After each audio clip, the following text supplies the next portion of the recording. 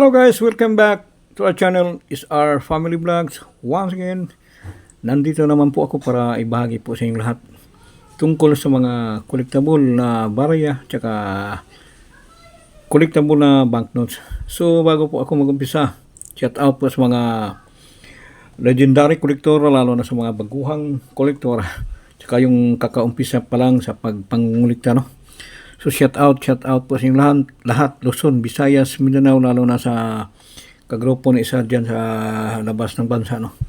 Sana na sa palagi kayong mabuting kalagayan, no. Malayo po tayo sa sakit. Always free lang po tayo, no. Patuloy sa concentrate sa trabaho, no. So yung ibabahagi ko ngayon guys, no, bagong huli ni Isar, no. May nakapag-alok sa akin, siya mismo ang pumunta doon sa trabaho, no. So nais ko lang po i-share, no, o ipapakita po sa inyong lahat, lalo sa mga viewers, o para maintindihan nila, no. Tungkol po sa 1 piso Jose Rizal BSP, no, error coin, no. So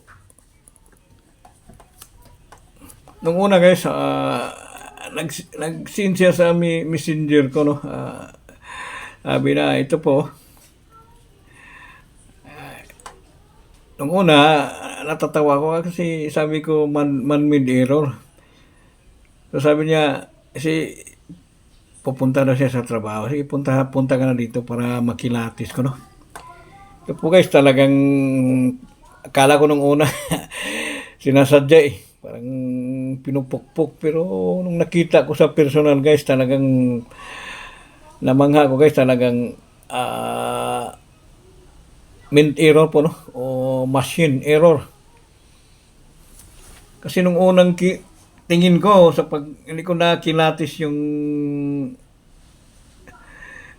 edge niya, parang talagang sinasadya, no, parang man-made error. Pero nung nakilatis ko dito sa gilid, no, yan, isa-isahin po natin, no, para maintindihan sa mga baguhang kolektor, no.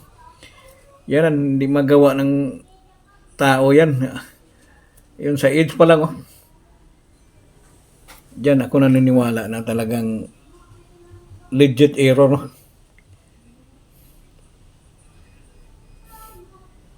Yan. Kahit sinong tao, hindi magagawa yan.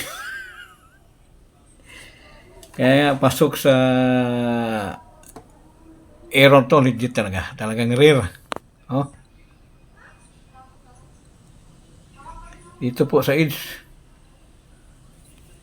Malinaw ba guys, no? Medyo malikot yung kamay ko ngayon. Wait lang, no? Linawin natin na. Para makita talaga sa mga viewers, no? Yan, no? Dito po ako naniniwala sa edge. Gatla niya, talagang pasok po sa hinahanap namin. Hindi po magagawa ng tao to guys, no. Yan, nakaka-relate nito guys, mga legit collector lang. Kasi si Isar, hindi kami basta-basang bumibili ng error na hindi namin makilatis. Kailangan kilatisin ko muna o makikita ko sa personal, no. Yan ito guys, pasok po ito sa hinahanap namin, no. Magnetic coin lang po siya guys, no. Magnetic 2017, no. Kaya hindi ako naniwala nung unang alok niya. Ay sabi ko, meet up tayo para kasi may nakikita kong mga ganitong klaseng barya, parang sinasadya eh. Pero ito hindi talagang 100% error, no. Yan, hindi magagawa ng tao yan, kahit sinong tao. Kasi pag once yung barya na magnetic guys, pag magalaw mo siya o maukitan mo siya, talagang lalabas yung kalawang, no. Yan, no. Makintab pa rin, no. Yan. Medyo malinaw na, oh, yung edge, oh. Yan, oh. Di ba gagawa ng tao yan guys, talagang pasok yan sa hinahanap ko. Yan, mga legit error. magandang kolektahin, no, barya. Kasi pag once na magnetic coin, kung talagang guguhitan mo ng ganyan o ukitan mo, talagang kakalawangin agad yan. Yan, no. Brilliant pa rin siya, no? Kahit sa edge. Yan, kahit anong error. Anytime, 100%. Yan ang magandang kolektahin, lalo na magandang pagka-error, no? Kasi mag-base po kami sa composition sa barya o magnetic or non-magnetic. Taga error niya, no? Yan, sobrang pagka-struck yung edge niya.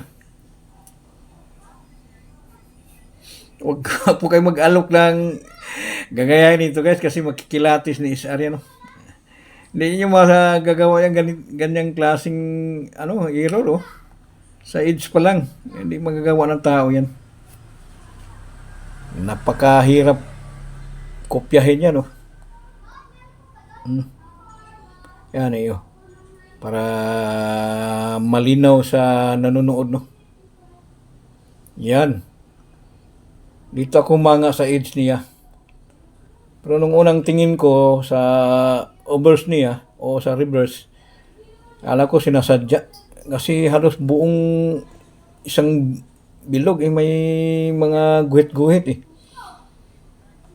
Tsaka dito sa overs, ganun din, no? Baliktaran, no? Sabi ko sa kanya na meet up po tayo para makilatis ni Sir. So, ano din na nagkasundo, no? Nakilatis ko talaga. Hanggang pasok po sa hinahanap namin, no? Hindi po tayo basta-bastang bumili ng mga man-made error. May pangsilip po tayo, no? Masisilip natin yan. Yan lang po, guys, no? Anytime. Kasi ito i-compare po natin sa normal na 2070, no? Medyo malabo yung kulay niya, no? Oh. Pero yung isa kahit may mga gatna-gatna, pero medyo mas makinang pa sa konti, no?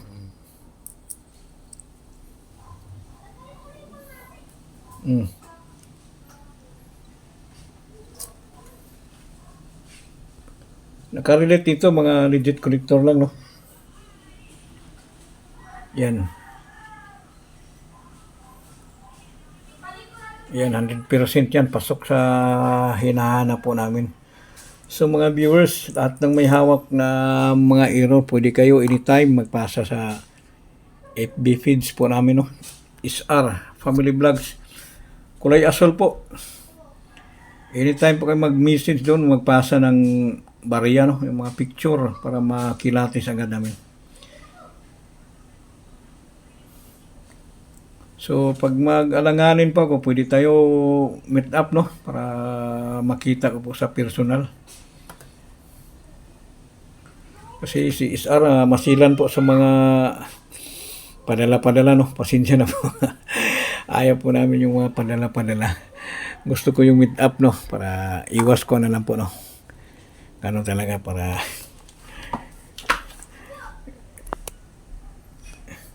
ayan, mga viewers, for another dagdag collection na naman, no? Patuloy po namin binibili bukod sa silver coin o hard to find coin. Ito po mga error, no? Any kind of error o magnetic or non-magnetic paper bells, basta may error, magkasundo po tayo sa presyo. Yan, patuloy po namin binibili, no? So yan lang po, no? Ang ibabagi ko ngayon, no? Para maidagdag sa mga koleksyon namin, no? Talagang maraming naniniwala sa channel namin. Madali po ako makita, basta mag-message lang po. Basta may gusto nyo po kayong mag-alok, talagang bibilihin ko, no? 100% yan.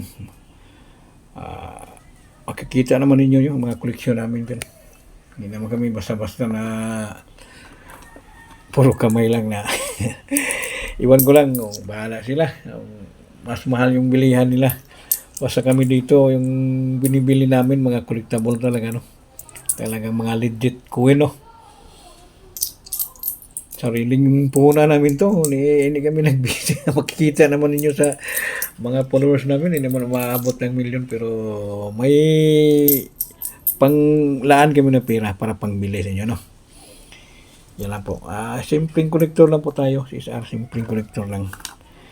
Kasi yung amin dito para maibahagi din sa mga walang kalam-alam, no? Para sila matuto din. Hindi na sila ma-stress sa kakaalok. Sana kung may totoong bumili na mahal, mas maganda, no? Sana yung... Pero sa amin dito, okay lang, masaya na kami. At least may share namin yung mga koleksyon namin, no? Hindi kami basta-basta bumili na hindi collectible.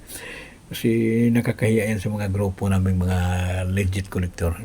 Kasi marami tayong mga collector, no? Mga legit collector, lahat na nanonood din yan sila. Nag-bispod yan sila sa mga vlogger, no? Kasi kami dito, makikita din namin kung sino, kakilala namin lahat kung sino ang legit collector, no? So, yan lang po, no? Thank you. Thank you very much. Always panunod lang sa channel namin para matuto pa kayo, no? Thank you. Thank you very, very much.